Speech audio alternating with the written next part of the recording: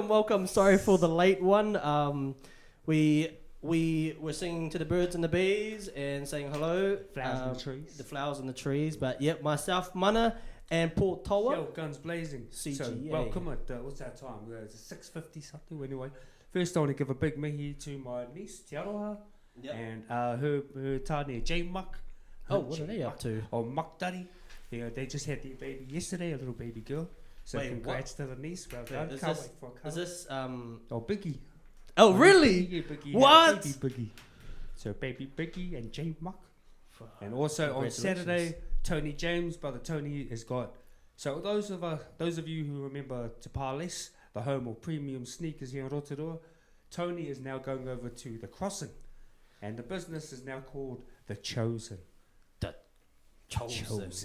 So if you're part of the Chosen Come back to few, Rotorua. and you're coming over to the Crossing, check it out this Saturday when the mall opens, the Crossing opens. So that's where you come and get your new premium heat, some G'd up. Yep. Because you couldn't get the stuff that the bro had in the shops in Tauranga, so everyone was coming to Tauranga, and most of his customers are from Tauranga and out of Rotorua. So all the best to the brother Tony and the Chosen. Yeah, good luck, man. But you have a good one. Yes. Tonight we have a very good special guest. Very fashionable and very professional as well. It's a long way. We have Kharl Wirepa. Yeah, kia ora, Kharl. Kia ora, I just saw everybody with their glasses on, so I thought, well, I'm going to put on some glasses and have a little bit of a fashion moment. And you know what? Every time I do a television, I would actually prefer to do things in glasses, but every time I do a television interview, I would prefer to wear glasses. Yeah. Oh, yeah. Sorry, a bit of a look, it's that right there. Yeah. Sorry, I'm just going to ask Levi. Levi, can you just pull that light backwards? Because of the reflection?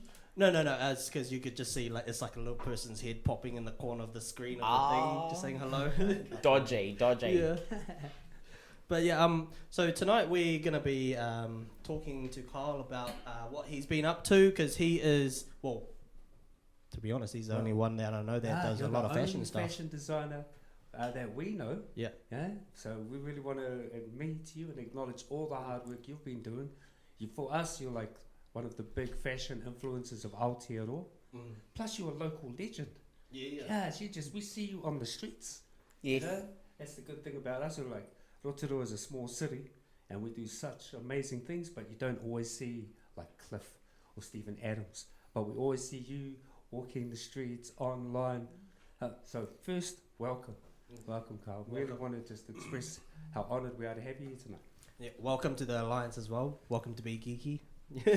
Welcome.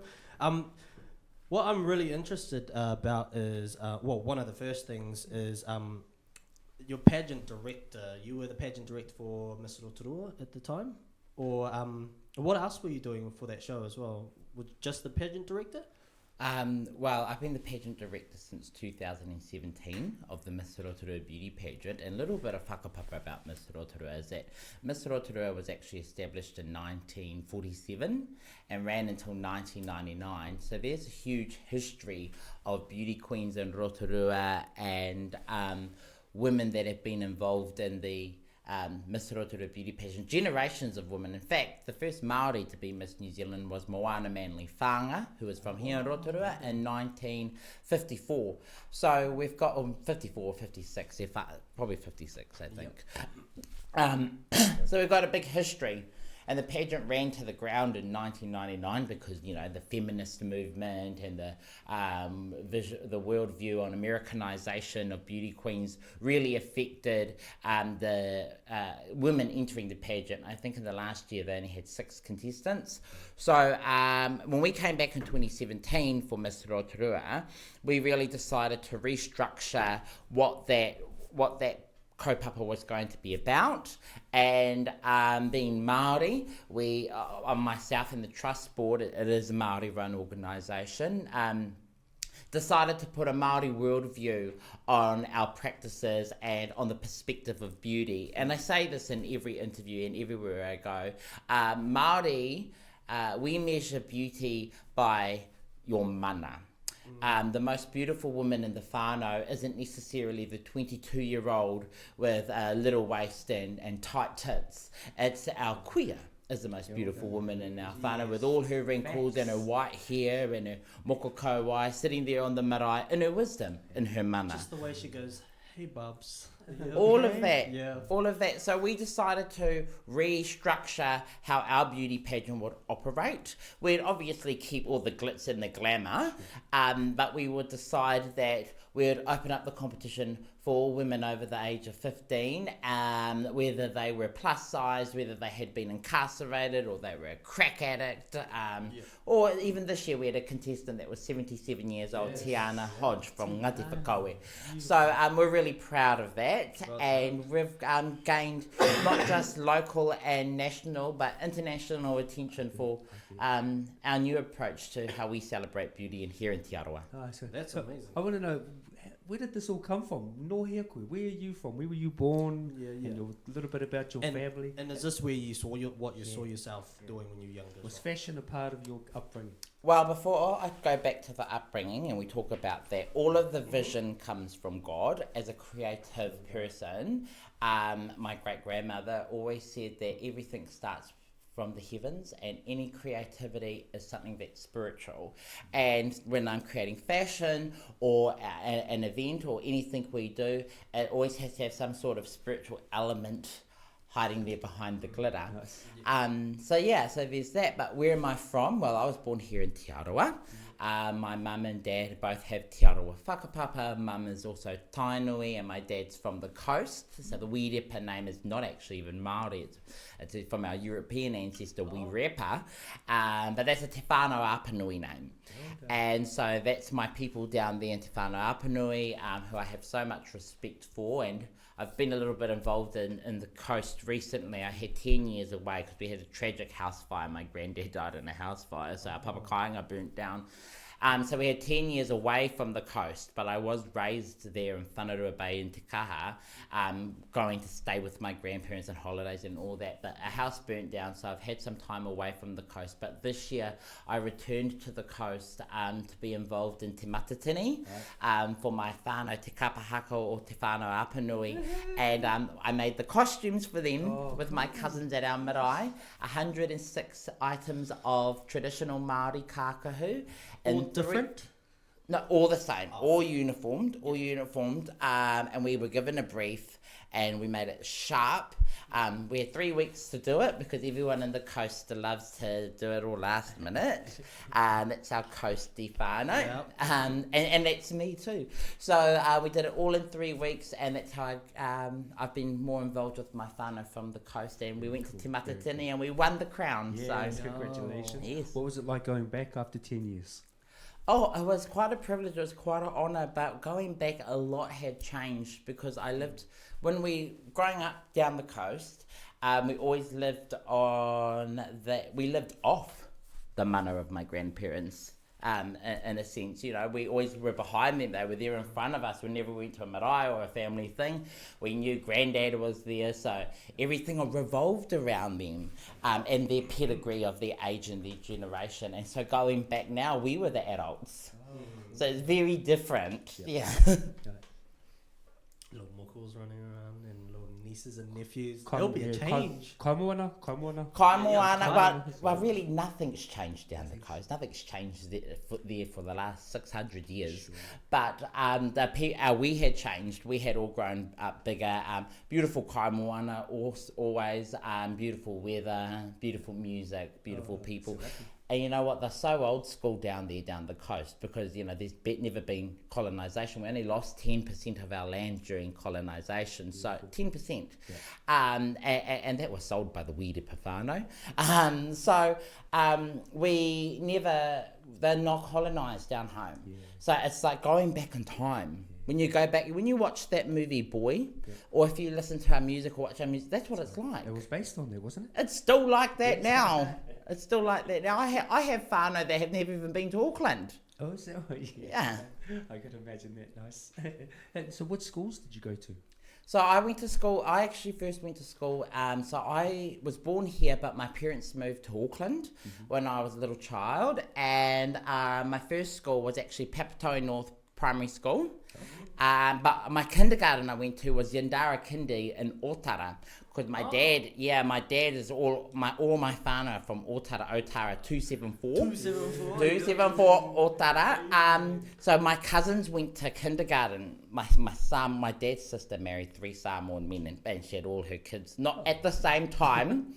But my Samoan cousins, they went to Yandara Kindi in Otara, and I wanted to go to their kindi. I went to kindi where we lived, and that was just boring. I wanted to go to the Samoan kindi, so I went to the Samoan kindi, so I loved that. And then I went to Papatoe North Primary School, and I went to a few other schools in Auckland. And then I came down to Rotorua just before I started intermediate. Went to Rotorua Intermediate, best school in the world. Mr. DeTheory, the principal, shout out to him, genius, awesome, fantastic, should run the country, run for Prime Minister, run for President. So I went there, went to Western Heights and John Paul College for high school. Yeah. What was the difference between the colleges? Well, one community is very real, and one community is very separated from the rest of the town. But Western Heights was definitely the best, because at Western Heights, no one likes you if you're boring. At Western Heights, that's a place where everyone's different. You know, there's so much different people from social backgrounds. There's so, you know, you've got, it's like, Western Heights is like Mean Girls. You've got like your cool Asians, you've got your nerdy Asians, you've got your jocks, you've got your gangsters, you've got your goths. Your emos. I loved that. Actually, I used to bully the emos. I was a bit of a bully at Heights, and everyone will tell you. So after Western Heights, did you go to university in Rotorua, or did you go out in Auckland? What was your journey into fashion? Okay, the journey into fashion, yeah. So there never was a journey into fashion. When I was born, I already had style. Oy. Yeah, I was born with a style. I was born with sunglasses on, but my ancestors were involved in fashion as well. So my great-grandmother, she had ancestry in England and in Normandy, France, and her family lived in Oxford, but they also had a shop in Soho in London. Okay. And my uncles were the shoemakers for Queen Victoria. Wow. Yeah. So they did that. And she was a famous artist. So her grandfather moved to New Zealand and married a Maori princess. That's what they say in the whakapapa, you know. And so she had that European whakapapa and that Māori whakapapa. But in the 1960s, my great-grandmother, Mary Whirepa, Gundry Whirepa is actually her full name, Mary Gundry Whirepa, she was a famous landscape artist. So she, we're talking about 1960s Māori woman painting in oil paintings, landscapes and all of that. And so she had an artistic spirit, and whenever I talk about the kaupapa or my mahi, I will always refer to her, because she, all of my cousins that descend from her, all of her descendants, her grandchildren, her children, her great-grandchildren, we all have the spirit of an artist, whether we're painters, sculptors, carvers, musicians, whatever. All of us got the gifts from her. So that's her mana she passed down. So that's how I got in fashion. It was in the blood. Wow. So your family did not run out of talent or famous people at all. Just like your grandma, here you are now. Yeah, it's a whole tradition. This feels like a tradition. Yes, well, down. Look at my other cousins. I've got Taika Waititi, Rawiri Waititi, Macy Rika, Chrissy Erin Morrison. She's a Whirepa. She's got Whirepa blood. So Marta Parkinson, the rugby player. So it's all in the whānau. Yeah. That's really dope. Was there other than obviously the family, your family, was there any other influences that wanted you to push you into more of the fashion show, more of the director way? I think what pushed me towards fashion and beauty is, well, two things. First of all, I grew up in a LDS Mormon whanau, so and my grandmother always maintained the faith in our whanau, so it was always important I always admired the tradition and the way that we would go to church on Sundays. You know, in the Mormon world, LDS world, we wear suits to church. The women all wear dresses. It's always everything's very formal. Yes. So I love the formality of the church. And growing up in that formal world, every Sunday is formal. That's right. You know, there's no casual. There's no casual. Tell a secret. I was raised every time. My father's Niuean, so every school holidays he'd ship me to my auntie, and we live in Point Chevalier. She's Mormon, so same thing. They'd get me a new suit. Every Wednesday I'm playing basketball. Friday we're going to Bible. Sunday we're going to church. Yes. And I get used to it. Yes. But you can't, when I come back with a suit, can't wear a suit in the block. Yeah. No. Yeah. Well, you know the church is true. Yes. So that was my father. So very formal life. Very traditional, very formal, but we're called traditional because we're from Otara. Yeah. And so we had that there. So that was an influence to why I went into formal fashion, I believe. Right. The love of that. Also, what made me go towards fashion is when I was in high school, I first got my first job in fashion at a clothing store, fast fashion brand, Supre. And I really fell in love with the fashion industry and with that space, because the fashion world doesn't discriminate. And it was a place of creativity and a place where fabulousness and all those things are celebrated. So I loved the fashion people because they loved colour, they loved expression, and fashion, like any other industry, whether it's music, dance, or whatever within the creative industry, is very much a creative industry. So I fell in love with it there. That's what. Which is, I'm going to go dark for a second. Aroha mai, discrimination. What have you had to deal with when it comes to discrimination? Wow, discrimination is a big thing that we face in this world, especially as Māori men. We're at the bottom of the statistics for everything, whether it's incarceration or suicide or whatever it is. So we're always at the bottom of the statistic for everything.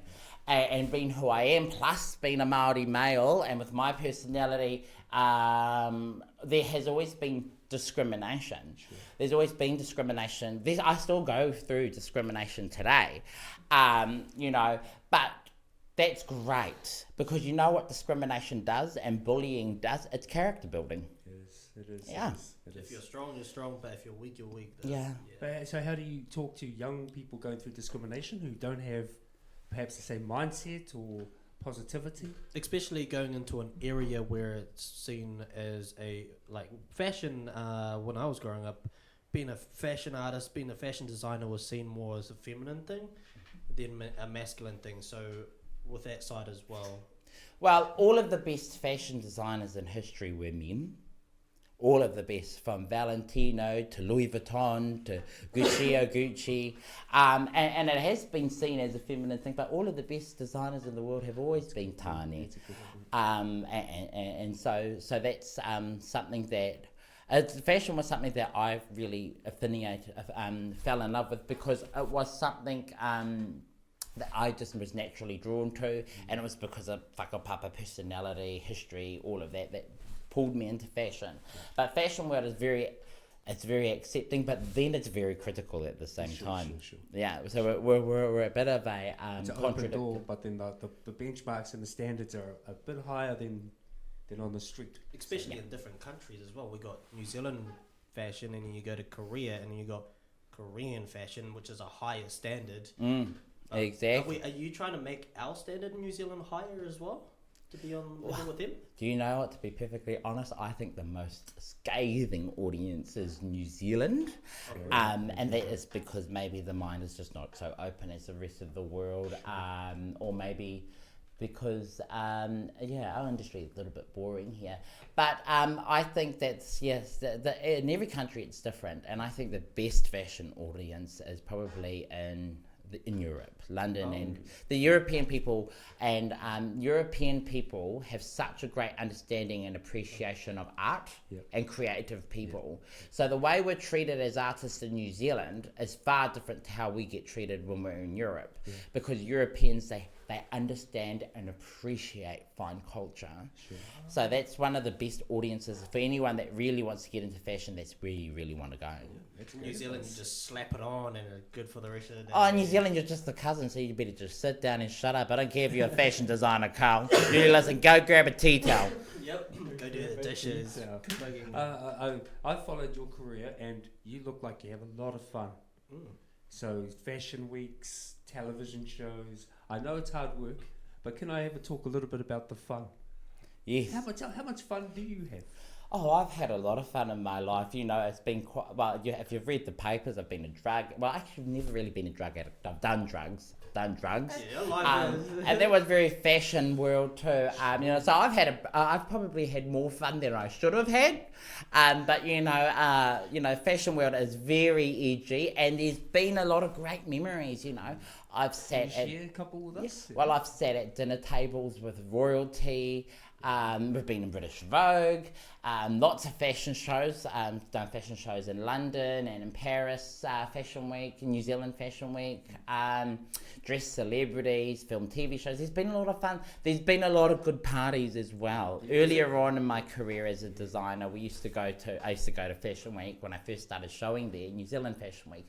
And every single night there'd be these after parties, and I used to go out with the models and just drink and do illicit activities, and those were the really fun days.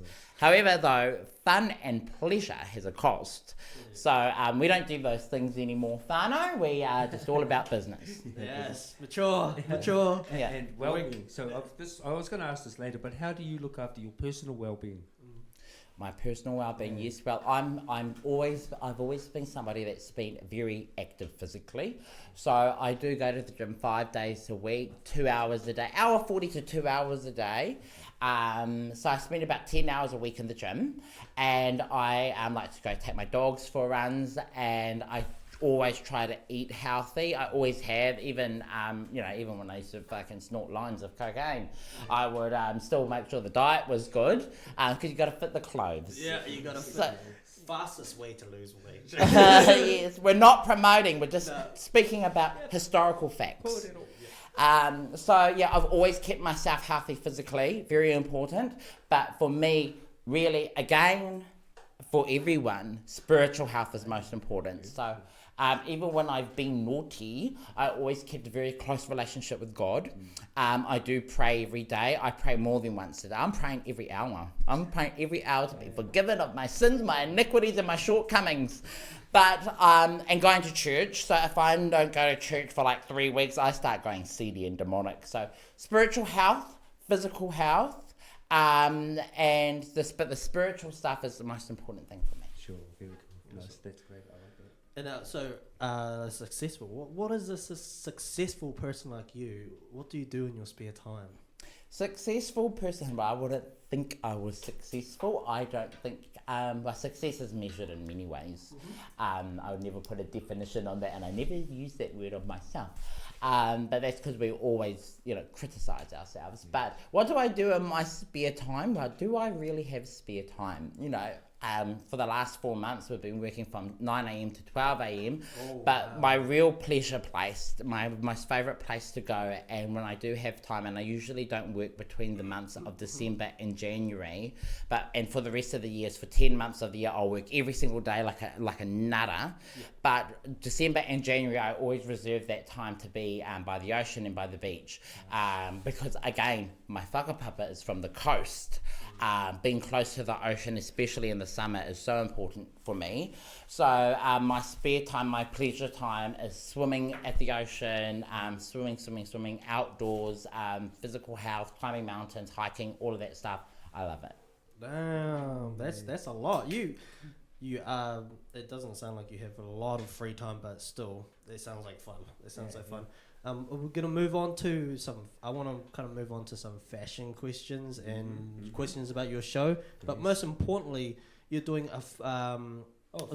Can you rate our outfit?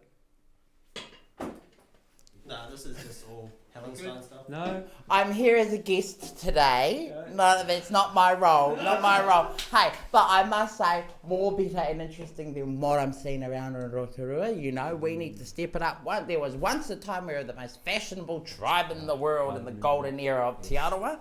But things are getting a bit rough here on Fenton Street. You don't think you can wear onesies to the supermarket? I think I can fashion some onesies. Just got to have some nice glasses, onesies.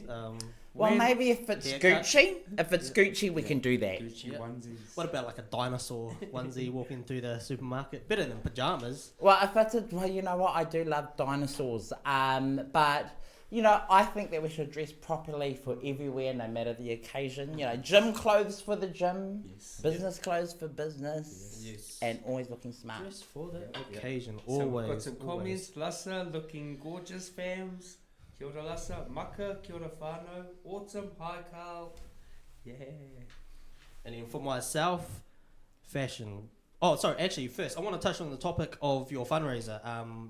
Fundraising for over the fire in Hawaii. Yes, well, I am really glad that I'm working with a dear friend of mine, Zella Morrison, who is the National Manager for Te Puni Kōkiri, but she is doing this kaupapa on a personal basis, and I'm working with her, and also another brand, Basileigh Beauty, which is New Zealand's fastest growing makeup brand that we partnered with for New Zealand Fashion Week. So what was the brand called again? Basileigh Beauty. Basileigh Beauty. It is amazing, really beautiful.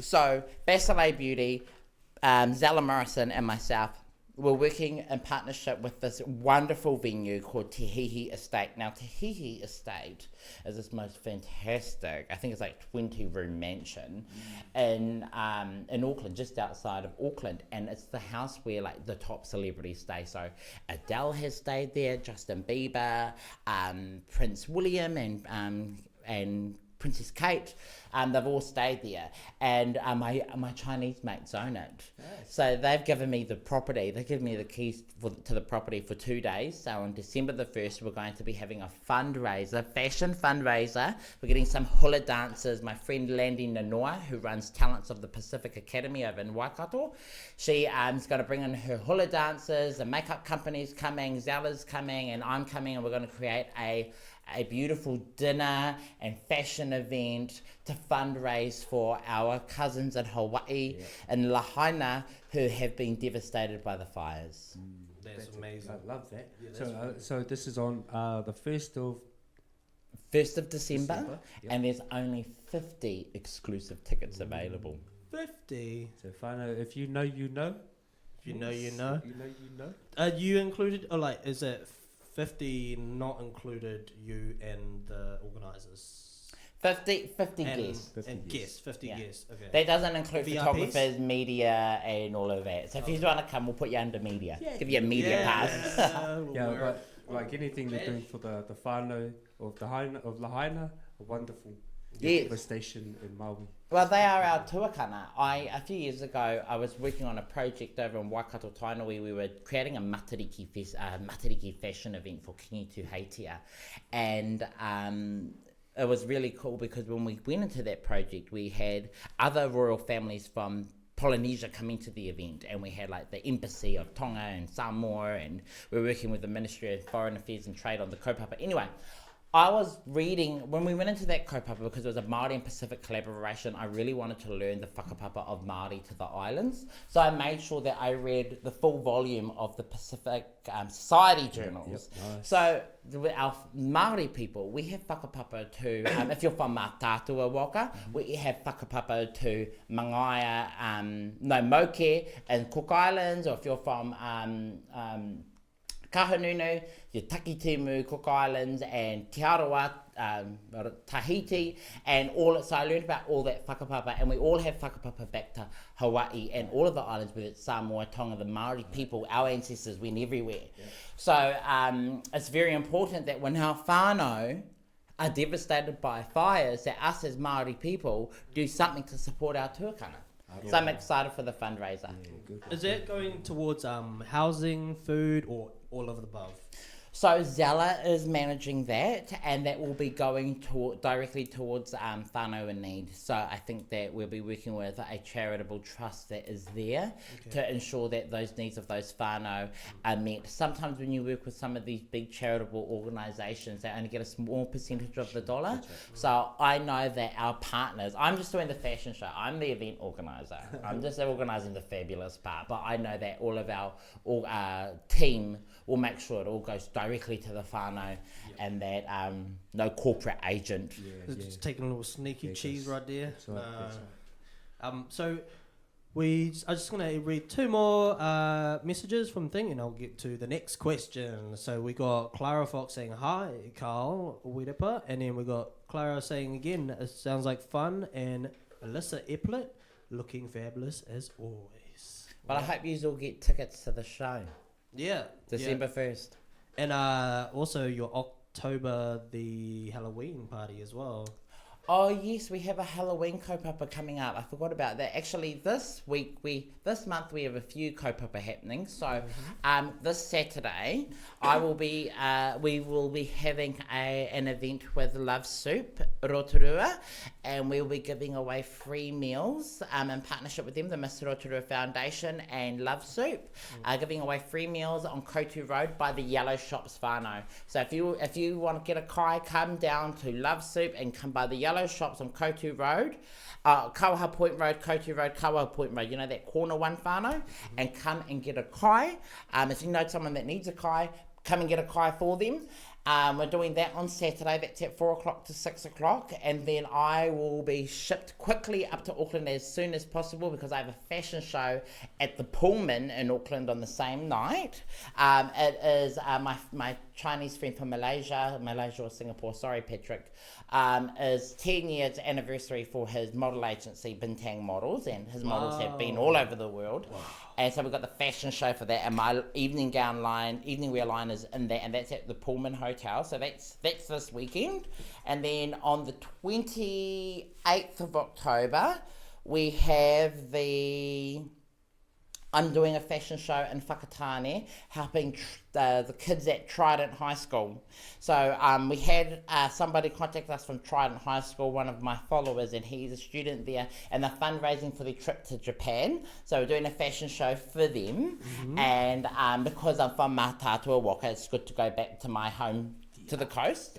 And so we've got that there on the 28th, and then Halloween, 31st of October, we are giving away candies and treats at our offices at 1181 Pukuatua Street to all of the children in our community. That's very Wow. cool. So active. Yeah, That's this month, and then we've got everything else in between. Yeah. That's just the weekends. Yes, you were I joking was gonna when you said you had no time at all. Yeah, I was just going to ask, describe a week in the life, but you just did. Did. But going back, so Miss Rotorua. We had some of the contestants come in, and one of the things, lovely ladies, thank you for joining us. One of the things they come up with the stories behind each contestant, and we didn't spend enough time, but you would come across so many stories of young women and why they stood for Miss Rotorua. But first, why did you believe that this was the vehicle for you? Miss Rotorua was created to help our community thrive. So if we can make the women feel beautiful, they can be strong mothers. And our motto at Miss Rotorua, we've been saying this since 2017, to change the world, we have to change the nation. To change the nation, we have to work in the community.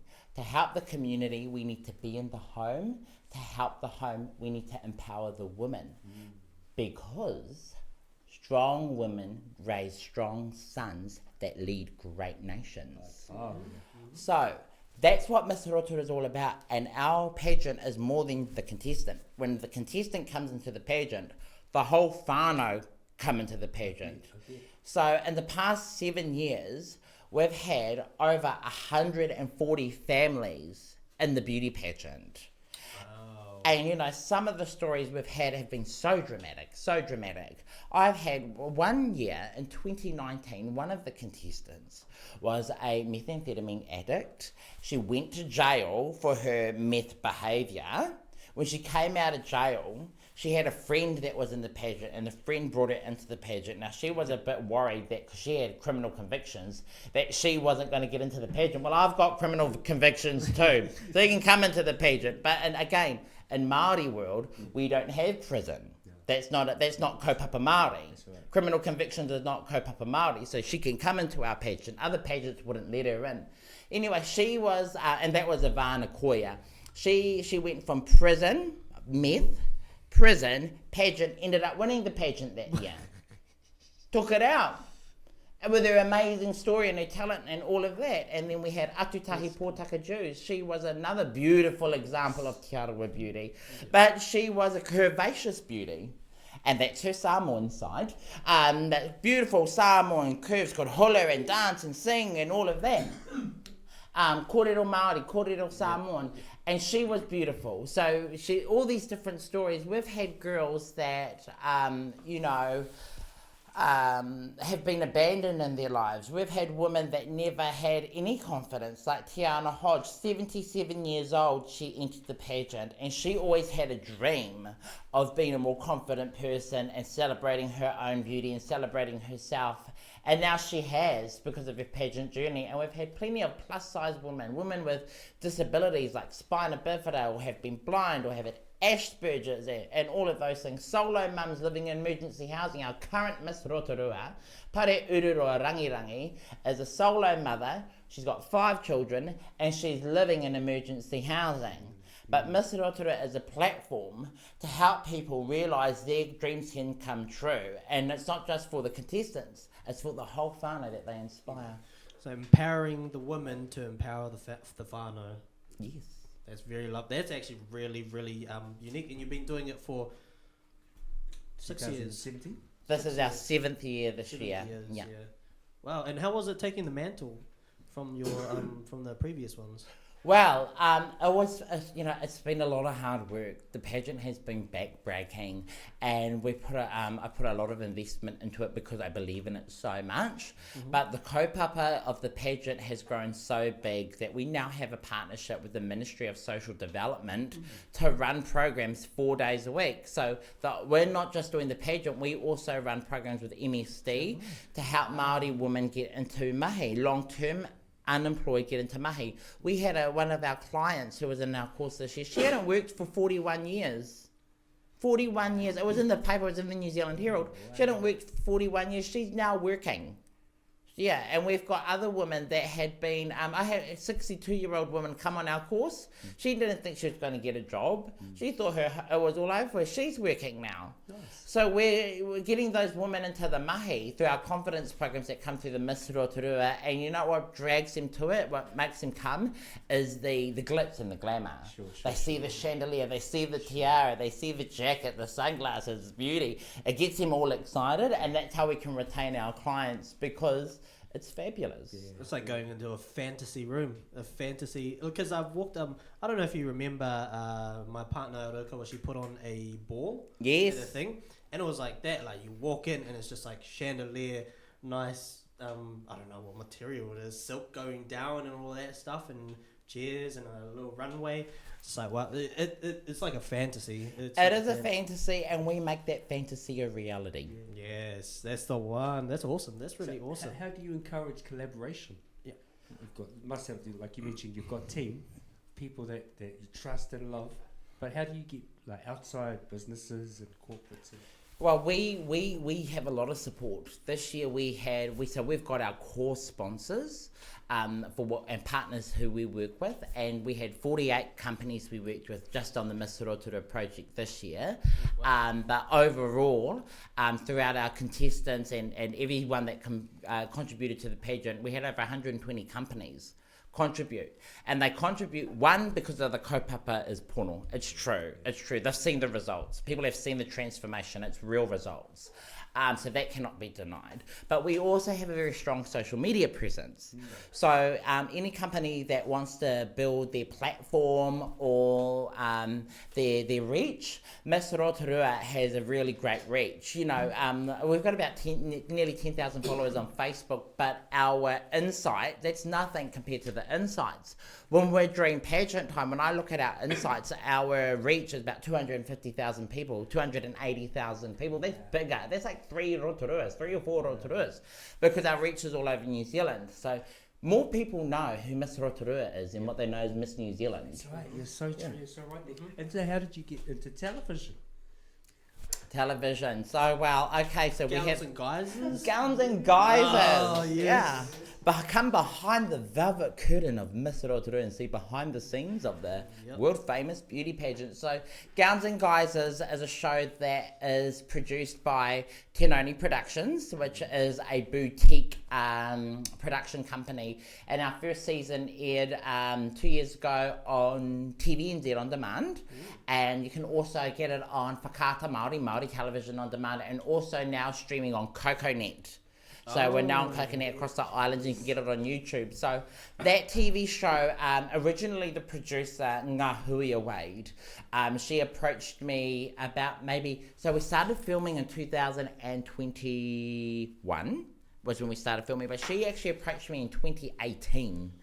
To do a show, and she wanted to do a show about my fashion label or somewhere about me. She wanted to do something that had me involved in it, and her and I started talking. I went out to her place out at the lakes, and we started talking about different ideas, and the pageant came on the table. We spoke about different projects, whether it's my fashion brand or fashion week or the beauty pageant, and we thought the beauty pageant would be a great story to follow because one, it has a beginning and an end. So when you're telling a story on a TV series, you can start it off with the beginning of the pageant and it always ends on the crowning night. And two, it would showcase the lives of these women that are involved in the pageant. And because we've got a group of women, and women are very emotional and expressive people. Makes for great TV. And especially when they're from Rotorua, makes for great TV. And so that's how we got into the television. I had done things in television before, and I have done work in radio as well. But when we got into television, that was really cool because we were able to showcase what it is like behind the scenes. And everything you see on camera, if you have watched the series, it's all true story. Yeah. All true. There's no acting. People from other countries have watched it or from out of town, and they've said some of the feedback was, is this real? Are these real people in Rotorua? Is this serious? Like, is this really going on in front of the camera? You know, we had one of the contestants. She was she went on Facebook Live. She went Inu Now. She was drinking and went crazy drunk on the Inu Now. And then we had contestants destroying other women's dresses and these lies and alibis and jealousy as everyone tries to fight to win the crown. But there's also a very beautiful story. You know, that's natural human behaviour to be dramatic. But there's a really beautiful story throughout the series, and filming that was really wonderful experience, not just for me, but we were able to show Rotorua in another light because we've had a really negative media lately since we've had bad about Rotorua. Emergency housing. And you know what, if you're watching, you're not from Rotorua, we're not like what they say in the New Zealand Herald. Yeah, they lie. They're making out like it's like some sort of like shanty town or something. Just because everything else in New Zealand is boring. So Rotorua gonna hype it up. Exactly. Going back with your fashion, I really want to ask you, what's the trending rich fashion brand at the moment, and what is your personal favorite fashion style you go with when you're making clothes? Okay, so the trending brand is Schiaparelli. Schiaparelli is doing some really beautiful avant-garde, and they are... Elsa Schiaparelli was the original designer back in the 1920s, 30s. they're doing some really beautiful stuff on the catwalk. There's new designers there, and they're doing really avant-garde surrealism on the catwalk. And what they're doing is making everyone else is like kind of copying. Even I'm copying. We're all copying because it's so beautiful what's coming out on the catwalk. Like they just had Paris Fashion Week just last week or this week. It just ended. Paris Fashion Week. It ended yesterday actually. No, it's still Paris Fashion Week now. Kendall Jenner closed the Schiaparelli show. A really beautiful collection. The tailoring's beautiful and it's avant-garde, so it's a bit out of this world, but it's very serious. The tailoring's very sharp. So that's what's happening in the fashion world. For me, what I draw myself towards as a designer, definitely an evening wear designer. Yeah, not a ready to wear. I can't do street style. I've tried to do it before and I just look like an idiot. I'm an evening wear designer. I do ball gowns, romance, fantasy, beauty pageants, glamour, glitz. That's my aesthetic. But what's really happening in fashion now, especially after, and Schiaparelli, when you see Kendall Jenner, Paris Fashion Week will really tell you what the future's about. Kendall Jenner closed the Schiaparelli show this week and it was really beautiful. She wore a little red dress and she had her hair up in a bow font, very Jackie Onassis 1960s.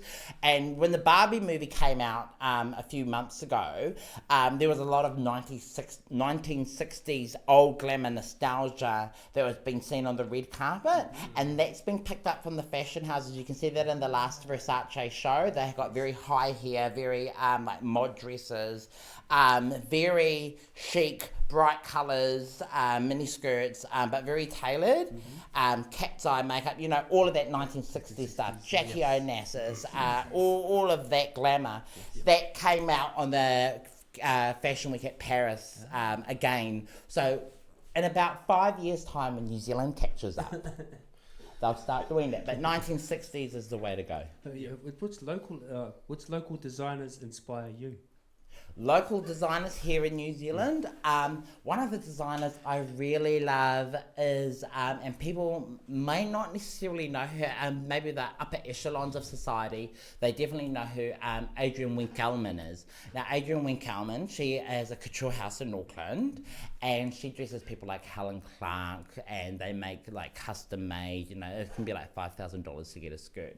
But, you know, my goodness. she's one of the, she's not as famous as like Trilly's. She's famous. Yeah. She's got her prestige, but she, you know, you've got your big names like Zambezi and Trilly's Cooper and Stolen Girlfriends Club, and then there's the Maori designs, Shona Tafio and all of them, Kitty Nathan. But Adrian Winkelman, that is a really nice New Zealand fashion, very polished, very classy, very classic, luxury fabrics. And has a really great following of elite women. And I think maybe she's probably the best designer in New Zealand, and she probably doesn't get the credit she deserves from the industry, but I really love what she's doing. Sorry, what was her name again? Adrian Winkelman. Adrian Winkelman. Oh, okay. This is probably not fashionable to talk about, but what's some fashion faux pas that you see today? What's some don't do's, Whanau? Okay, sorry if anyone is, well, I don't care if you're offended, I'm just going to tell you. Crocs, I don't know who thought that Crocs was an idea, a design idea, and I say this all the time and people say, it's comfortable. Jimmy Choos are comfortable, Nikes are comfortable, bare feet are comfortable. Crocs by design is quite visually ugly on the eyes. Puffer jackets is a big thing we wear in New Zealand. It seems like it's the only thing we wear. There's a lot of ugly things happening in New Zealand fashion, and our people need a lot of help. Yeah. Okay, we need to have some wānanga whānau. Well, the big thing is with New Zealand is they all dress the same as well. That's right. There's a big thing, everyone just follows the same. One person in America is starting to wear Crocs, everyone's going to do it. Yep. Are we really following American culture? And it's getting worse in the next generation, so I'm going to just throw some shade at Gen Z. Oh my gosh, get a style of your own, because they're wearing all of our old styles. They are. So in our 90s grunge phase, that wasn't good then and it's not good now. But you know what, when we done it, we had the soul, because we had the music like Nirvana, we had the rock music. And we wanted to be different. You had to stand out, be original. These kids all want to be the same. Back then it was different, and to be grungy wasn't cool back then. It was for the freaks on the outside. that's right. That was for the, like, you know, the skaters and that. Yeah. And then they're trying to revive the 2000s fashion. Yeah. That was the most tragic fashion period of all time. It was. They need to get their own style. Jeans there, I'm throwing shade at you. Get your own style. Skinny jeans with short jerseys. Oh, that was ugly. That was ugly. From tops back. So, geek time. This is a geek thing. Welcome to the ChurGeeksAlliance. I've got some quick fire geek questions. First one. Who is your favourite Pokemon? Pikachu. Pikachu. Do you have a favourite anime? Sailor Moon. Sailor Moon. Nice. In the Barbie movie, what was the best outfit? Oh, there were so many good outfits on Barbie. I would have to... Oh, I can't say. Okay, so many, all of them. Yeah, all of them. Okay. Wonder Woman or Spider Girl? Wonder Woman. Okay, cool. No. Lord of the Rings or Game of Thrones? Lord of the Rings. Nice. Which house would you be in at Hogwarts? Slytherin. Slytherin. They got the style. Of course I'll be in Slytherin. And finally, do you believe in aliens? Yes. Yes. That's a 5-star from us, guys. So what do you think about? Oh, well, we have some comments in the comments right now. We got Luana saying hi, Kharl Wirepa. We got comments about the Crocs, and then Autumn says they're those shoes, sandals, things with holes in them, and you put little pictures in them. Oh, Yes, that's those what are they Crocs. do now. Yeah. Yes. And you know what? Tippets. I thought Crocs They were decorate okay. them. Crocs are now decorated. They've got their own accessories. I saw when I was a chef back in the Travelodge, Sudima, in 1989, only the Dutch wore Crocs, because Crocs, the solid wooden Crocs, are actually Dutch. So the head chef wore wooden ones. He saw the rubber ones and he nearly cried. Oh, You're like, those are an abomination to wherever they came from. and they squeak when you get wet. Never worn them. Wet So Crocs I is go the other worse. extreme. I got Yeezys, I got some slides. I've got lots of friends in Whanau that wear it, and they know. Because every time they encounter me, they know I'm going to comment. I had Miss Rotorua, Eden Bronze, our previous Miss Rotorua, come up to the office with a pair of them on, and they had the little accessories on them, you know, little Pokemons and Sonic the Hedgehog. And I commented, they're like, how dare you disrespect me? And come to our office. And those Crocs. Yeah, everyone knows. I've said it before on national news. This is a bit left field. How sustainability and the fashion industry. Do you have thoughts on that? Well, it's sustainability, financial sustainability. I advise. Well, you know, there's two ends of the fashion industry. There's your fast fashion, which is brands like Nike, brands like clothing, brands like Hine, brands like Cotton On. They're all your fast fashion. So that's high level competing, and like, you know, even brands like Adrian Whitewood and that, they're all manufacturing over China. So for sustainability, financial sustainability, that's what designers need to do. They need to manufacture in China, like Ahu Boutique, they need to all manufacture in China to maintain their financial income. However, really bad damage that Nike and all those, and H&M, all those big brands, what's happening in China is really bad, because the manufacturing, what it's doing, it's not only damaging the environment, but it's also these children. These people are working for $10 a month. There's children, there is families, there's old people that are living and sleeping in these factories. So there's some human rights issues. It's actually pretty much slavery to produce this fashion and make this money. But designers are being forced into it. Even Trellis Cooper is manufacturing offshore, because that's the only financial way for these fashion houses to stay alive.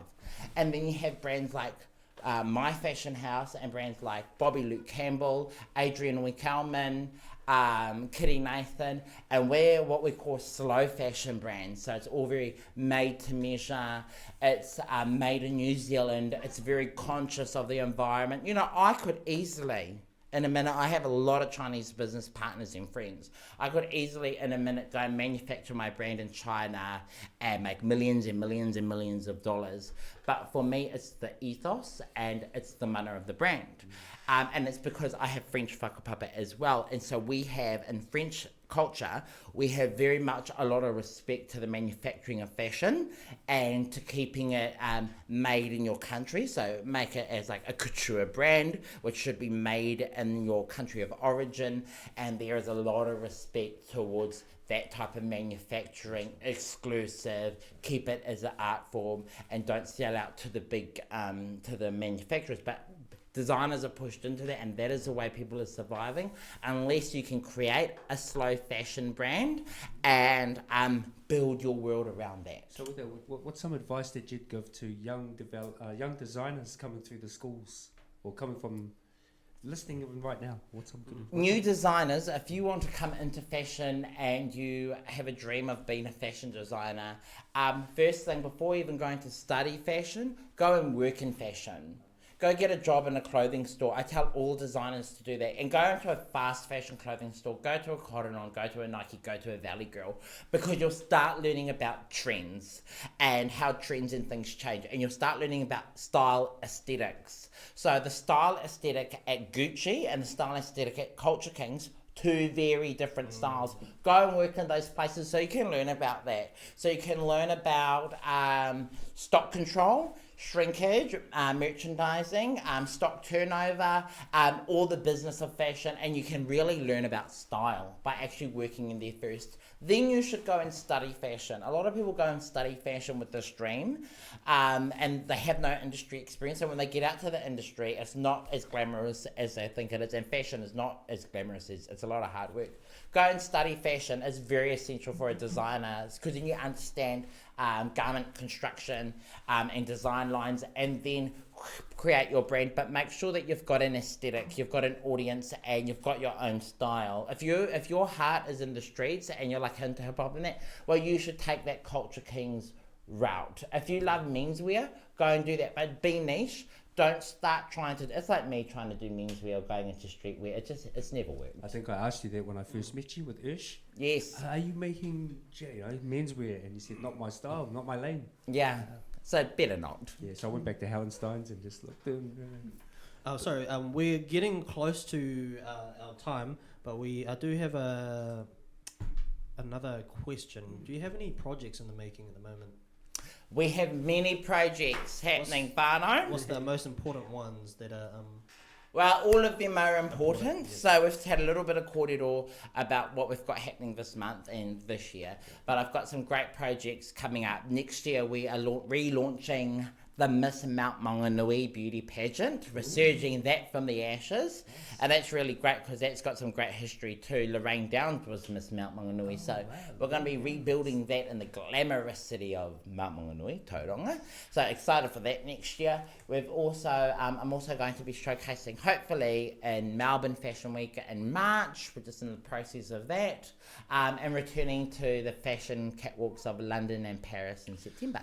Wow, well, you're going everywhere. So you started off in New Zealand, and then as soon as you said going to Australia, and I was like, oh, okay. And then you're going to, where? France? Paris and London. Paris and London. And we'll be doing some work over in China next year with some of our diplomatic exchanges. So. Will you be visiting your kāinga when you go back to France? Oh, of course. Yeah. Of course. Well, actually, my tupuna are from Normandy, so hopefully I can get a chance to go up to the north. Yeah, lovely. Oh my gosh. And what are the chances of us going to the fashion show?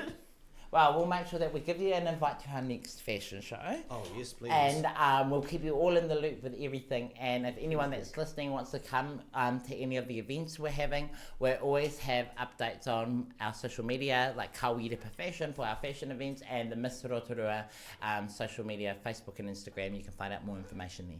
Cool. Yeah, so like and subscribe, lock and whānau. Yep, harder. And if you have any modelling jobs coming up, you know, and that guy back there as well. Well, yes, we actually always do.